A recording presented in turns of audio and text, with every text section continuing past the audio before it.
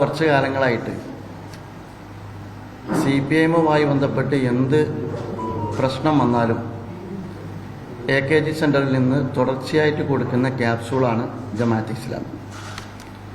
CPM-ന് പനി വന്നാലും ആ ക്യാപ്സൂൾ അവൈലബിളാണ്, ജലദോഷം വന്നാലും ആ ക്യാപ്സൂൾ അവൈലബിളാണ്.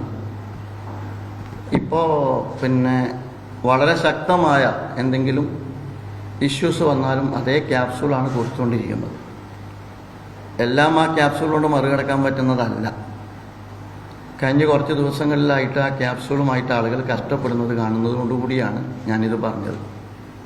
ആരോ പറഞ്ഞു 3 ഹനുമാൻ കുരങ്ങന്മാർ മറ്റേ തിരുവനന്തപുരത്ത് നിന്ന് ചാടി, അതിൻ്റെ താഴെ ട്രോള് വന്നു, അതിൻ്റെ പിന്നിൽ ജമാഅത്തെ ഇസ്ലാമിയാണോ എന്ന് പരിശോധിക്കപ്പെടേണ്ടതുണ്ട് എന്ന്.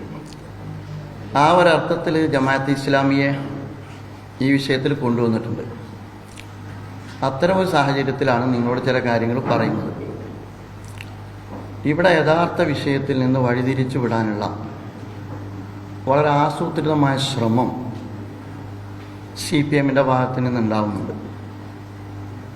CPM-ൻ്റെ പോലീസ് സേനയുമായി ബന്ധപ്പെട്ടും അതുപോലെ തന്നെ സ്വർണ്ണക്കള്ളക്കടത്തുമായി ബന്ധപ്പെട്ടും ഗൗരവത്തിലുള്ള ചില വിമർശനങ്ങൾ ഉയർന്നു വന്നിട്ടുണ്ട്. വസ്തുതാപരമാണ്, വിമർശനങ്ങളുണ്ട് എന്നുള്ളത് വസ്തുതാപരമാണ്.